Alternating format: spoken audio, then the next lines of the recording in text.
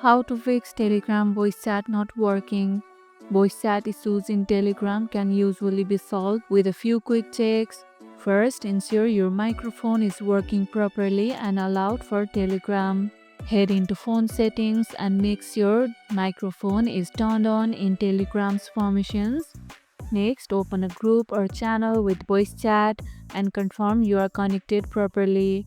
If a mic icon is not turning green, try switching audio input sources, especially if you are using headphones or Bluetooth. If the issue persists, restart your device and try again. And on desktop, make sure Telegram is using the right input device from your system audio settings. Close any other app that might be using the mic like Zoom or WhatsApp. They can block Telegram's access. Have you hosted a voice chat on Telegram before? Tell us how it went in the comments below. And if this video helped, hit the like button, share it, subscribe and leave a comment.